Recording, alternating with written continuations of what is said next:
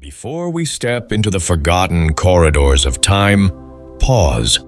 Look around you. Every city, every idea, every belief, every invention.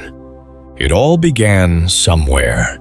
In deserts and river valleys, on battlefields and in libraries, in the hearts of rulers and the minds of ordinary people.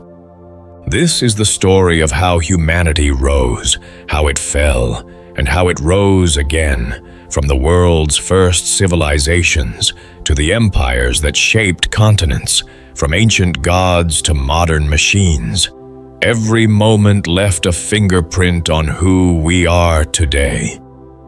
Welcome to Rise and Ruin History, where the past is not distant, but alive, whispering, warning, and guiding.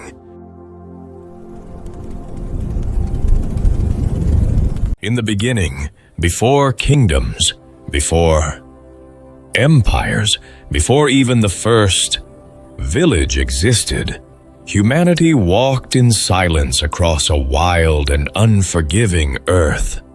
The world was not shaped by humans then. It was shaped by storms, rivers, predators, and chance. Our ancestors lived at the mercy of nature, moving through endless forests, across frozen plains, along wide valleys where danger lurked behind every shadow. They were fragile beings, surviving on instinct, endurance, and the hope that another sunrise would come. Their lives were short, their challenges immense, and their victories small. Yet in their struggle lay the first spark of something extraordinary, the potential to become more than nature ever intended. For hundreds of thousands of years, early humans roamed as hunters and gatherers. They followed herds, tracked seasons, and moved with the rhythm of the land. Their lives depended on cooperation. A single human alone could not survive the predators, the storms, or the scarcity of food. But groups could. Tribes formed, families relied on one another. Slowly, almost imperceptibly, humanity began to evolve, not only physically, but mentally. The brain grew more complex, developing abilities no other creature possessed: imagination, language, memory, and symbolic thinking. These transformations were not inventions. They were revolutions happening inside the mind. With every generation, the ability to communicate improved. Stories were passed down, lessons were shared, warnings were taught. What one person learned could save the entire group. Knowledge became humanity's first inheritance. The discovery of fire became a turning point. Fire provided warmth, protection, and light in darkness, but it gave something even more powerful: community. People gathered around flames not only to survive, but to connect. Around fire, they planned hunts, made decisions, and told stories that shaped identity. Fire extended waking hours and allowed imagination to stretch beyond immediate survival. It created space for ideas, and those ideas became tools. Humans sharpened stones, carved bones, crafted spears, and developed techniques for shaping their environment. With tools came confidence, and with confidence came curiosity. Humanity began to explore not just the land, but the possibilities of its own mind. As knowledge spread across generations, the world slowly shifted. People observed patterns in weather, animal behavior, and the growth of plants. They learned to predict, anticipate, and adapt. Adaptation became our species' greatest advantage. While other creatures evolved over millions of years, humans adapted within lifetimes. They taught their children new methods, refined their strategies, and expanded their understanding of the world. This ability to learn and teach became the foundation of future civilization. For tens of thousands of years, humans lived as wanderers, following the cycles of nature. But then a discovery changed everything. Somewhere in the fertile valleys of the Near East, people noticed that certain plants grew when seeds were intentionally placed in soil. Grain sprouted where it had once fallen by accident. What began as observation transformed into experimentation. Planting became farming. Farming became settlement. The agricultural revolution marked the moment when humanity stopped moving and began to shape the earth deliberately. This shift was not sudden, it took generations. But its impact was revolutionary. Instead of chasing food, people could now create it. Instead of relying on chance, they could plan. With farming came surplus. Surplus meant stability. Stability allowed families to grow, communities to expand, and villages to form. Small groups became towns. Towns became hubs of activity. People who once only hunted now specialized. Some farmed, others crafted tools, others built shelters or created pottery. For the first time, humanity divided its labor, giving rise to roles, professions, and social structures. The simple act of planting seeds transformed human destiny more profoundly than any invention that followed. As settlements spread, problems demanded solutions. Food needed storage, water needed control, disputes needed resolution. Property had to be recognized, agreements remembered, and order enforced. From these necessities emerged the earliest systems of governance. They were not yet empires, just frameworks of cooperation built on shared survival. But in those humble councils lay the seeds of law, authority, and social contract. Along the twin rivers of Mesopotamia, humanity's first true cities took shape. Mud brick homes clustered around markets and temples. Canals carried water through the fields. Priests and rulers kept the rhythm of harvest and offering. Here, writing was born, not as poetry, but as accounting. Symbols pressed into clay recorded grain, livestock, and debt.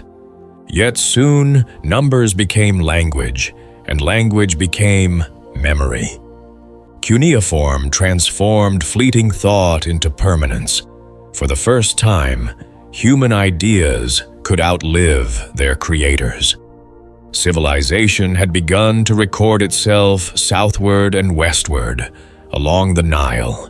Egypt rose, a kingdom carved from the discipline of the river. The annual flood gave life, and in return the people built monuments to eternity. Order became sacred. Pharaohs ruled not merely as kings, but as embodiments of divine balance. Their pyramids reached toward the heavens, statements of faith in cosmic order and human endurance. Egypt stood for stability, structure, and the belief that harmony between people and nature could last forever. Farther east in the Indus Valley, cities like Harappa and Mohenjo-Daro flourished with astonishing precision. Streets aligned in perfect grids, drains carried water beneath the earth, and every home seemed planned with purpose. No towering statues or conquering kings defined them, only efficiency, order, and the quiet rhythm of urban life. Though their script remains undeciphered, their legacy whispers of a people who valued function over spectacle, cooperation over conquest. In ancient China, along the Yellow River, a different kind of order emerged, one woven through ritual, kinship, and the cosmos. Early dynasties forged tools of bronze, performed sacred ceremonies, and built the foundations of a cultural identity that would endure for millennia. On oracle bones, they etched questions to their gods, records that reveal the birth of both writing and divination. From these beginnings grew the idea that rulers reigned not by power alone, but by moral right, the mandate of heaven. When virtue faded, so too did legitimacy. The pattern of rise, decline, and renewal that would echo through all Chinese history had begun. Across continents, humanity was learning the same lesson in different tongues. To organize is to endure. Cooperation created strength, but it also demanded leadership, and leadership birthed power. As towns became cities and cities became states, authority moved from the communal to the personal. Some led through wisdom, others through fear. Some ruled by persuasion, others by divine claim. The psychology of power was taking root. Power was no longer just the strongest arm or the sharpest spear. It became something invisible: belief. People followed not only those who commanded, but those who convinced. They obeyed not merely from fear of punishment, but from faith in meaning. A ruler's strength rested on perception, the idea that they represented order in chaos, justice in uncertainty, destiny in the face of chance. The human mind, once shaped by storms and hunger, was now shaped by symbols, crowns, idols, and laws written in clay. As civilizations flourished, they faced the same paradox that still haunts humanity. The systems built to sustain life can also constrain it. Hierarchy secured stability, but bred inequality. Faith inspired unity, but justified control.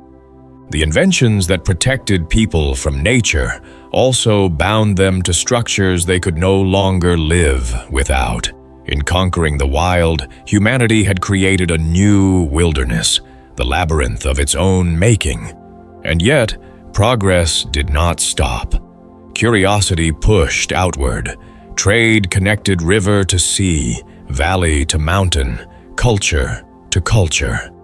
People exchanged not only goods, but ideas: how to build, how to count, how to govern, how to believe. Civilization became a living network, one spark igniting another across distance and time.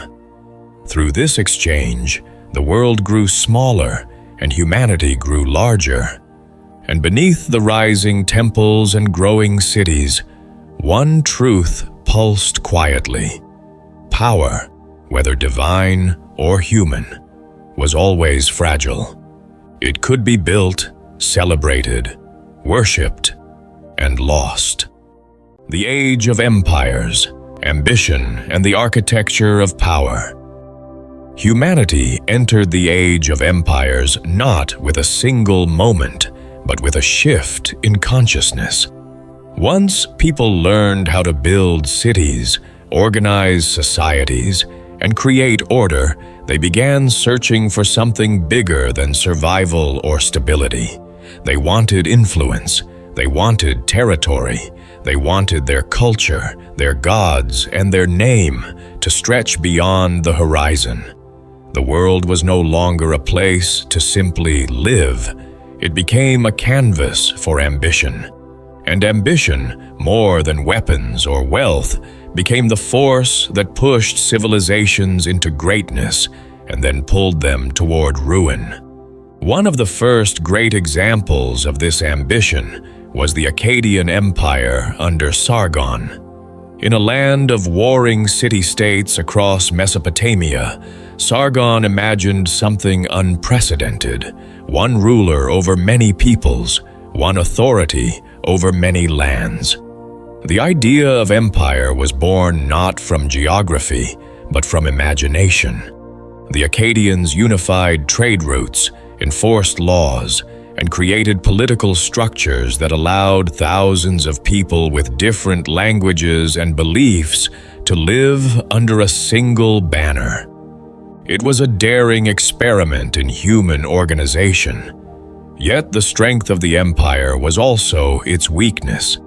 When nature turned, when rebellion spread, when leadership faltered, the foundations broke.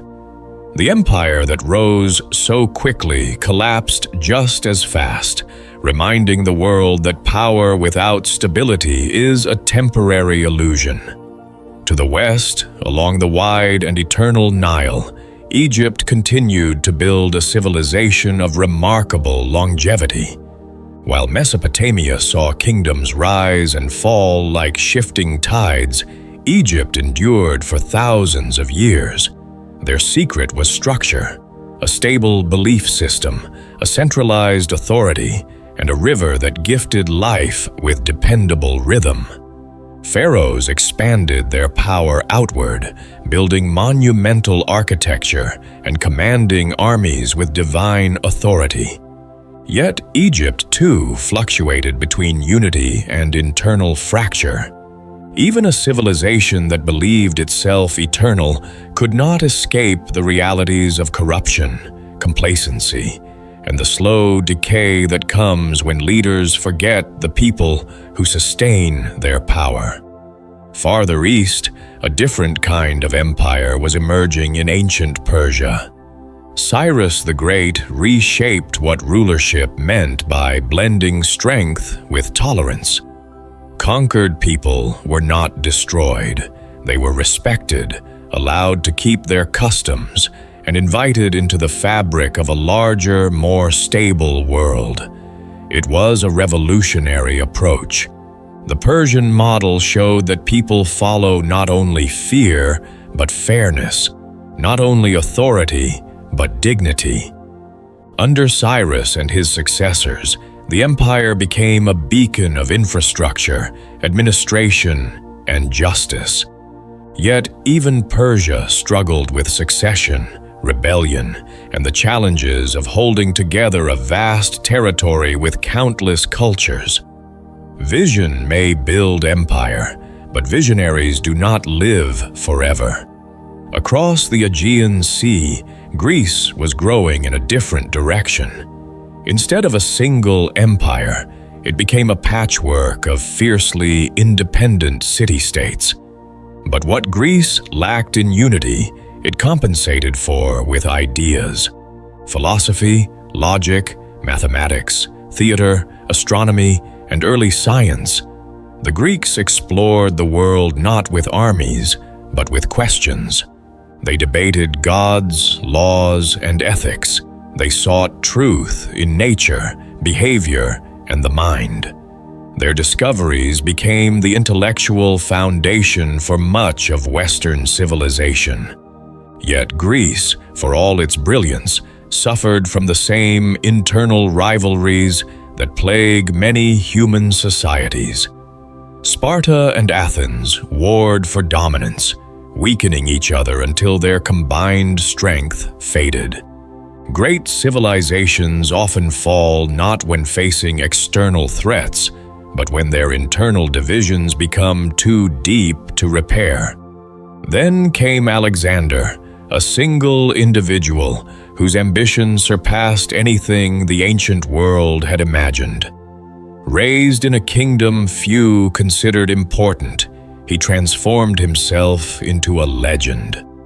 Through speed, strategy, and audacity, he conquered the largest empire the world had ever seen. Yet Alexander was not simply a conqueror. He was a unifier, blending cultures, encouraging exchange of ideas, and envisioning a world where East and West were not enemies, but partners. His empire was as philosophical as it was military. And yet, like all empires built on the will of one person, it fractured instantly upon his death. No one else shared his vision or his ability to hold it together. The dream he carried was too large for those who followed. As Greece faded, Rome began to rise. What started as a small settlement on the banks of the Tiber River transformed into a disciplined, methodical, and unstoppable force. Rome was not built on brilliance, but on structure, laws, institutions, and systems that allowed ordinary citizens to contribute to something larger. The Roman Republic created a new kind of governance, blending democracy with aristocracy and military leadership. Over time, as Rome expanded, its armies became legendary. Its roads connected continents. Its architecture reshaped cities. Its influence could be felt across Europe, Africa, and Asia. But Rome paid a price for constant expansion. Wealth created inequality. Politics became corrupt.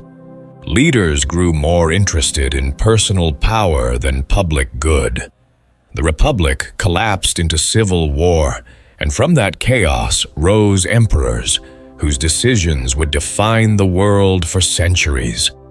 Under Augustus, Rome experienced a golden age known as the Pax Romana, 200 years of unprecedented peace and prosperity. Art flourished, trade expanded, and the empire reached the height of its glory. But peace brings its own challenges. Complacency replaces vigilance. Luxury replaces discipline. Leadership declines. When strong emperors died, weak ones took their place. And slowly, Rome began to fracture from within. The empire that conquered the world could not conquer itself. While Rome expanded westward, great powers rose in the east. In India, the Maurya Empire under Chandragupta established a vast, organized state. Under Ashoka, the empire experienced a transformation rarely seen in history, a shift from brutality to compassion. After witnessing immense suffering on the battlefield, Ashoka rejected violence and embraced moral governance. He promoted peace, welfare, and ethical conduct. His reign became a unique moment where a ruler placed the well-being of people above conquest. Yet, even a compassionate empire faces the harsh realities of politics, succession, and human weakness. After Ashoka, the Mauryan Empire slowly fragmented, proving that ideals can guide a civilization, but cannot always preserve it. In China, centuries of war between rival states came to an end when Qin Shi Huang unified the nation. His rule was strict, harsh, and uncompromising, but effective. He standardized writing, measurement, and currency. He ordered the construction of vast infrastructure, including early versions of the Great Wall. His empire laid the foundation for a unified China. But fear-based rule is ultimately unstable. The Qin dynasty collapsed shortly after his death. Yet from its ashes emerged the Han dynasty, one of the most influential periods in Chinese history. Under the Han, China became a hub of innovation, trade, and culture. Paper was invented, the Silk Road flourished, governance matured. China became not just a nation, but a civilization with enduring identity. Across continents, empires rose, expanded, innovated, and then declined. Each believed it would last forever. Each experienced the same patterns: strong leaders building, weak leaders breaking, external threats pressing, internal tensions rising.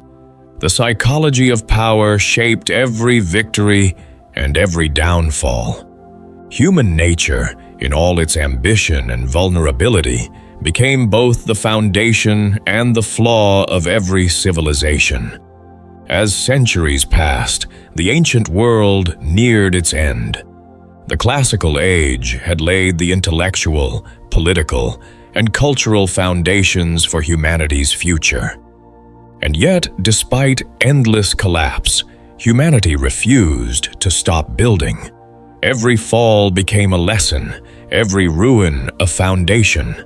As centuries passed, knowledge flowed across deserts, seas, and mountains.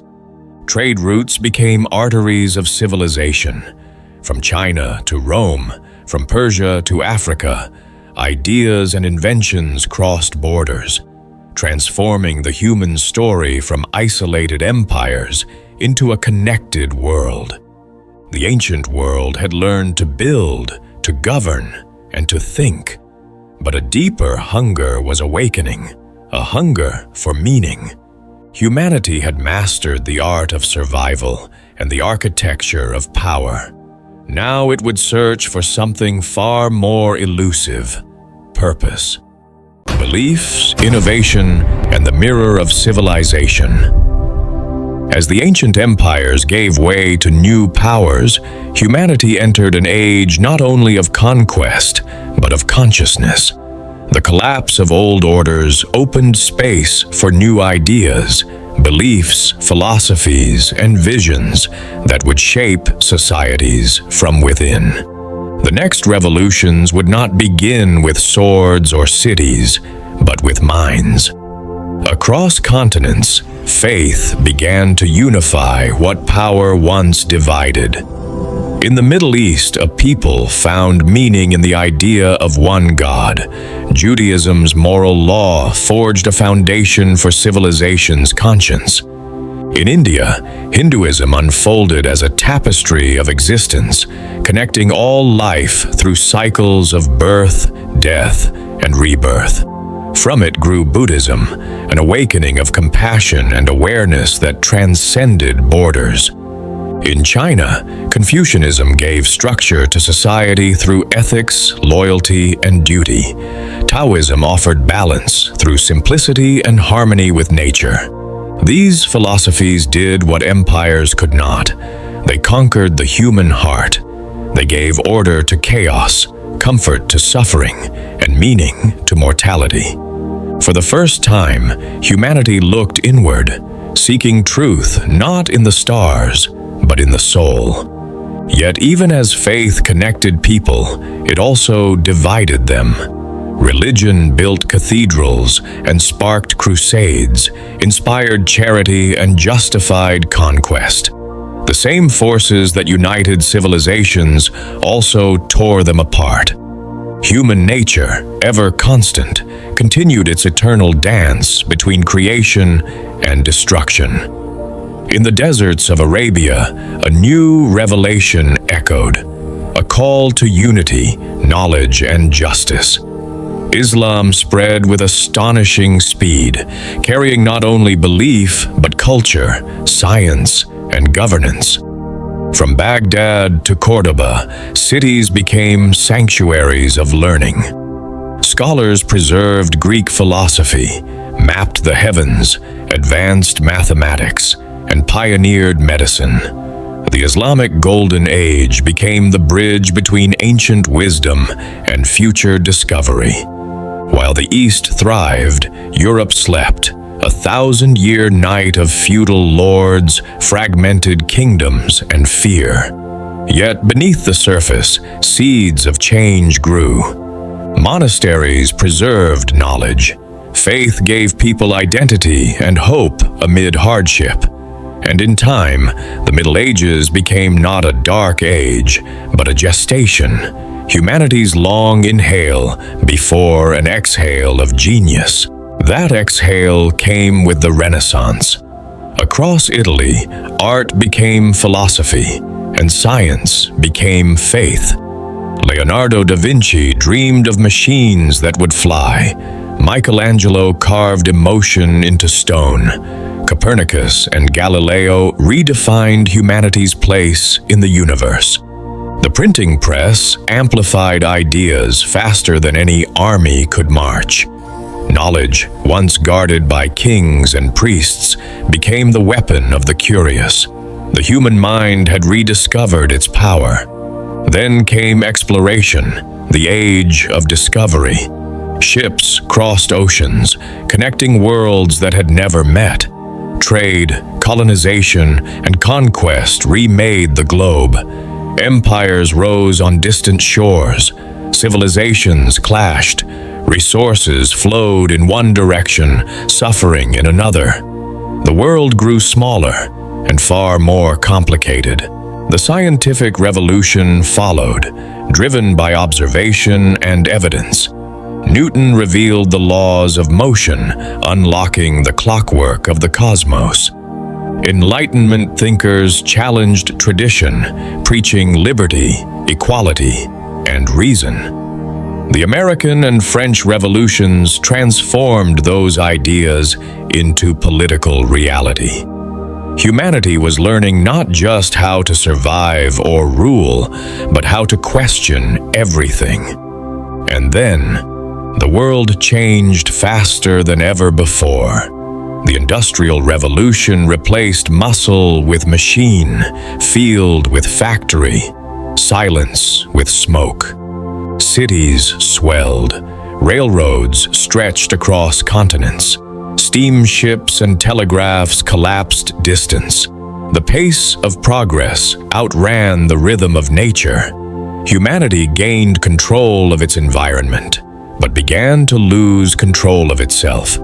Industrial power fueled imperial ambition. Nations raced for land, resources, and dominance. The 19th and 20th centuries brought breathtaking innovation and catastrophic conflict.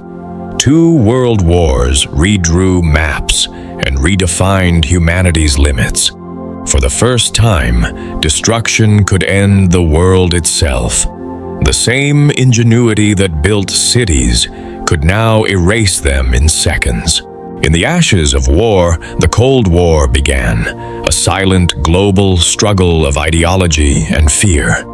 2 superpowers held the planet hostage under the shadow of nuclear annihilation. Yet, paradoxically, this rivalry drove progress.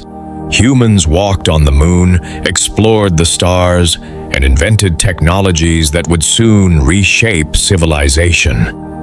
Then came the digital age. Computers shrank from rooms to palms. The internet wove humanity into a single, restless network. Knowledge became infinite. Communication became instant.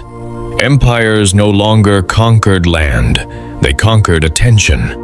Data replaced territory as the measure of power, but the same web that connected the world also entangled it.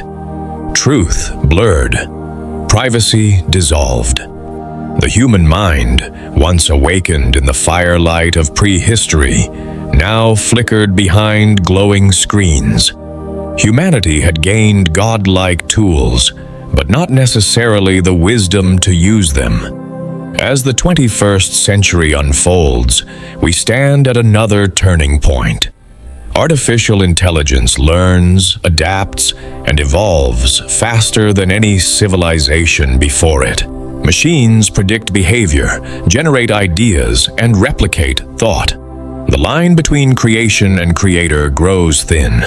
For the first time, humanity's greatest rival and ally may be the mind it built itself. Yet the patterns remain unchanged. Progress brings arrogance. Power breeds division. Every age believes it has transcended the past until the past returns. The forces that built empires still shape algorithms. The psychology that toppled kings still governs nations. History has not ended. It has only changed form. From caves to cities, from temples to data centers, from tribal fires to global networks, the story of humanity has been one unbroken arc of ambition, fear, curiosity, and hope. Each rise forged by vision, each fall carved by blindness. The cycle endures, not because we forget, but because we are human. And that is the purpose of this journey. History is not merely the record of events, it is the anatomy of the human condition. Every war is a reflection of pride. Every empire is a study in leadership and decay. Every invention reveals both our brilliance and our limits. Rise and ruin history exists to decode that pattern, to understand not only what happened, but why it happened. To uncover the psychology behind power, the emotions that shaped civilizations, and the choices that built and destroyed entire worlds. From the dawn of fire to the rise of AI, every story carries a lesson. Every collapse echoes through time. Every victory hides its own ruin. This is not just history. This is the mirror of human nature. And now, as this introduction ends, our journey begins. Across the playlists ahead, we will walk through ancient empires, lost cities, forgotten philosophies, and the minds of those who shaped destiny. From Sumer to Rome, from pharaohs to philosophers, from conquerors to creators, each revealing what it means to rise and the cost of falling. If this chapter stirred your curiosity, stay with me. Subscribe to Rise and Ruin History and join thousands uncovering the hidden patterns of civilization. Like this video to help these stories travel further. Share it with someone who knows history is more than dates and battles. It's the blueprint of the human mind. Welcome to Rise and Ruin History, where every empire teaches a lesson.